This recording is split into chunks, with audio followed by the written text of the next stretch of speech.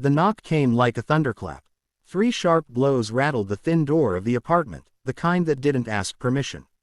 Evan Cole looked up from the sink where he'd been rinsing cereal bowls, water still running, foam creeping toward the edge. His daughter Lily froze at the small kitchen table, spoon hovering over her mouth, eyes wide. "Dad," she whispered. Evan shut off the tap and wiped his hands on his jeans. He had learned, over years of mornings that began too early and nights that ended too late, to move calmly no matter what he felt. Calm kept Lily steady. Calm made fear smaller. "Stand behind me," he said quietly. The door shuttered again. A voice boomed through the hallway. "Police, open up." Evan stepped into the narrow living room, positioning himself between the door and Lily. The apartment was modest. Second-hand couch, a shelf of library books, a crooked picture Lily had drawn of the two of them holding hands under a lopsided sun. He took a breath, steadying his pulse. He opened the door. The hallway filled with black armor and movement. Helmets, shields, rifles angled low but ready. The SWAT team surged forward with controlled urgency, boots thudding in unison. Red dots danced across the walls. Someone barked orders Evan had heard before in another life. "Clear left, clear right." Lily gasped. Evan didn't raise his hands. He didn't step aside. He stood where he was, shoulders squared, eyes calm. "Easy," he said. "There's a child here." The point man hesitated, a fraction of a second that could stretch or snap depending on what followed. Behind him, a tall officer with a commander's bearing stepped forward, scanning the room with practiced eyes. He took in the pictures, the cereal bowls, the child peeking from behind her father's leg. Then his gaze locked on Evan. Everything changed. The commander straightened. His hand came up, crisp and unmistakable. He saluted. The hallway went silent. The team froze, confusion flickering across faces hidden by visors. The commander held the salute for a beat longer than protocol required, then dropped his hand. "At ease," he said. Evan nodded once. "Morning, Captain Reyes." Reyes let out a breath he hadn't realized he'd been holding. "Morning, Chief." Lily tugged at Evan's shirt. "Dad, it's okay," Evan murmured. "You're safe." Reyes turned slightly, keeping his voice low. "We've got a warrant for this address. Suspect believed armed and dangerous. Name's Victor Hale." Evan's jaw tightened. "Hale doesn't live here." Reyes studied him. "Our intel put him in 3B, Evan finished. 2 doors down. He moved last month, but he still uses the building. You should approach from the stairwell, not the elevator. He's jumpy." Reyes blinked. "You've been keeping tabs." "I keep tabs on my block," Evan said. "Habit." The commander nodded slowly, then turned to his team. "Stack up on 3B. Quiet approach." The team flowed past Evan, disciplined and swift. As they moved, more than one helmeted head turned, curiosity obvious even through the gear. Who was this man the commander had saluted? Reyes lingered at the door. "You didn't have to answer," he said. "We would have figured it out." Evan glanced back at Lily, who was clutching her spoon like a lifeline.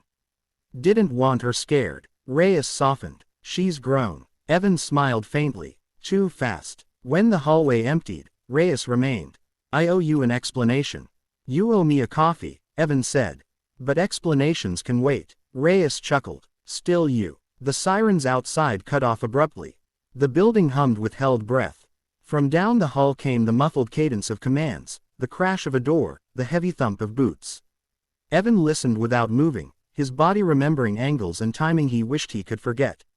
Minutes passed. Then a voice crackled over the radio. "Suspect in custody." A ripple of relief washed through the building. Reyes exhaled. "Clean. Good," Evan said. Reyes hesitated. "You sure you don't want back in? We could use." "No," Evan said gently. "I'm right where I need to be." Reyes nodded, understanding more than the word itself carried. "Still, the team will want to know." Evan shrugged. "Let them wonder." Reyes gave him a look. "You never liked the spotlight." "Spotlight makes shadows," Evan said. "I prefer daylight." Reyes extended his hand. Evan shook it, firm and brief. "Take care, Chief," Reyes said. "You too, Captain." When the door closed, the apartment felt louder in its quiet. Lily stepped around Evan and wrapped her arms around his waist. "Why did they salute you?" she asked. Evan knelt, meeting her eyes. "Because a long time ago, I had a job where I helped keep people safe. Like superheroes. He smiled. Something like that. She considered this. Do you still keep people safe? Evan brushed a curl from her face. Every day. Later that afternoon, the building buzzed with gossip. Mrs. Alvarez from 2A knocked with a plate of warm empanadas and 100 questions she pretended not to ask. The landlord sent a text apologizing for the disturbance. Evan cleaned the kitchen, helped Lily with her homework, and folded laundry while the world outside settled back into its usual rhythm. That night, after Lily was asleep, Evan sat on the couch and stared at the picture on the wall. Two stick figures, holding hands, under a crooked sun. He remembered another wall, another picture, maps and targets, lines drawn with certainty that felt like righteousness at the time. He had been good at that life. Too good. When Lily had come into his world, everything else had fallen into place with a clarity he'd never known. He had stepped away without regret, trading command rooms for school lunches, late-night briefings for bedtime stories. The phone buzzed. A message from Reyes. Team asked. I told them the truth. Former Chief of Tactical Operations. Best we ever had. Evan typed back. Past tense suits me. Another message followed.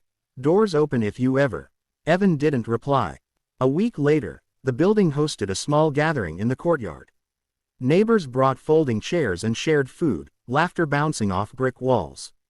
Lily ran with the other kids, a ribbon in her hair, joy uncomplicated. A young officer approached Evan, nervous but earnest. Sir, I just wanted to say, thank you. The way you handled that morning. It set the tone. Evan nodded. You did your job. Yes, sir. I mean, the officer smiled sheepishly. I hope I can be that steady someday. Evan considered him. You will, he said.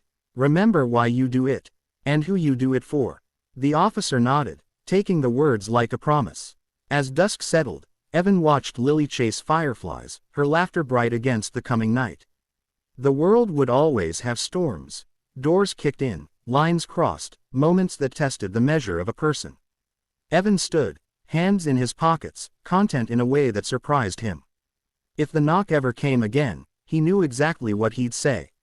Stand behind me, and he would mean it.